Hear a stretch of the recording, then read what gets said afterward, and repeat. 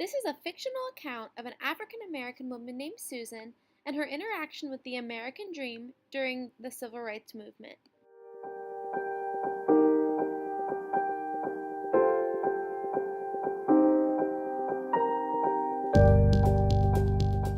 Susan was born in the summer of 1938 in a small town in Southern Virginia. Her parents were African American working class citizens. In her early childhood, she was a victim of segregation and was forced to attend lower class schools with no white children. On May 17, 1954, Susan celebrated with her mother that segregation in schools has ended. Little did she know that Virginia State schools would not follow this policy for decades to come. This is the first time that it stirred within her that what the American government was projecting was attainable for African Americans was not a dream they were going to be able to live out. For African Americans in Virginia and other southern states, the realization that segregation had not ended was crushing. For Susan and her family, and many other African Americans, they believed that having an identity of belonging was essential to living out their American dream. And when the Supreme Court told them that they were allowed to have freedom, yet other Americans did not give that right to them, they no longer could believe that they had a right of their American dream.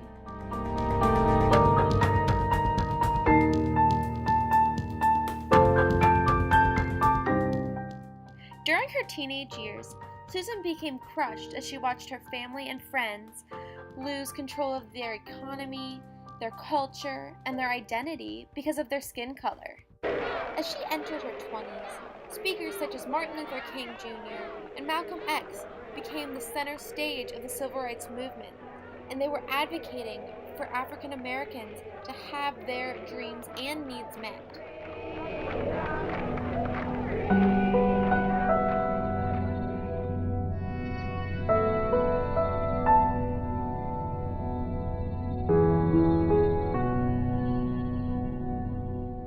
At that point in Susan's life, she had learned that the American dream was a place that provided economic freedom, safety, and the freedom of oppression. But she was not seeing that here. Throughout Susan's late 20s, she attended the speeches by Martin Luther King and Malcolm X, and she became part of the Civil Rights Movement. She saw the white political leaders telling her that she was being accepted into this idea of the American dream, while she was given no rights and no equality whatsoever. She saw a huge disparity here and wanted to make a change. Susan began to follow Malcolm X and listen to his speeches. We were not brought here to be made citizens. We were not brought here to enjoy the constitutional gifts that they speak so beautifully about today.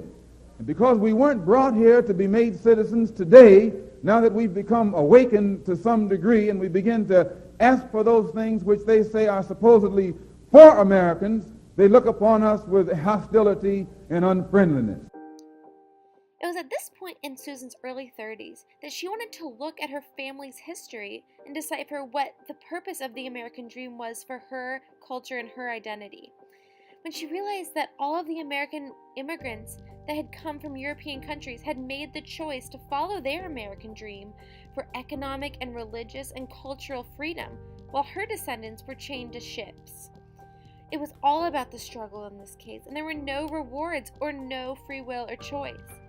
That's when she realized it was now in this nation's history and this time that they were going to make a change. And so at that point, she decided she was going to change the American dream for herself and for her children to come.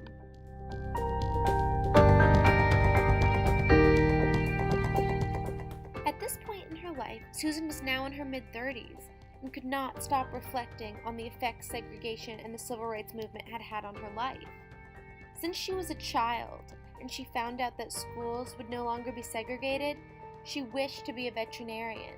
But because schools did not unsegregate until the 1960s in Virginia, she was unable to get the education to do that.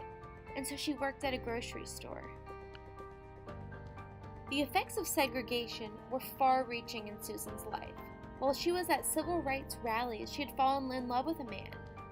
But because of the police brutality at the time, he had been beaten and the man she loved had passed away. All of these things had happened to her before she had turned 40. It was unbelievable to her that in a country that said she would have the freedom of religion and the freedom of speech, she had lost loved ones and she had lost the possibility of a career she truly dreamed to have.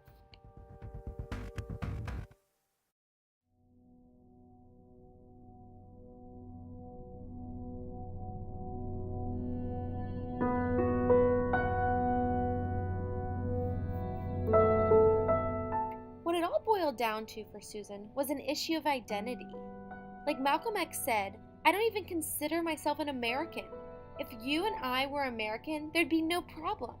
Those honkies that just got off the boat are already Americans. Everything that came out of Europe, every blue-eyed thing is already an American.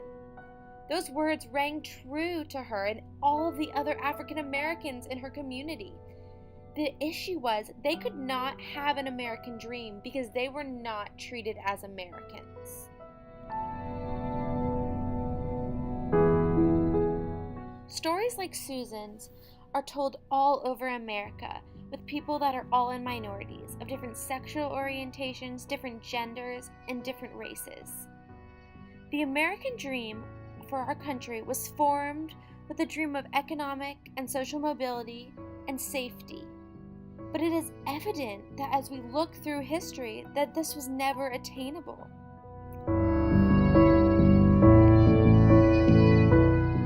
Through civil rights movements, our idea of the American dream has begun to shift. It is now focused on freedom and equality, regardless of any of your personal attributes. I believe as we move forward in this country and as a political unit, we will find more freedom to express ourselves, and we will all have a better possibility of living out a true American dream.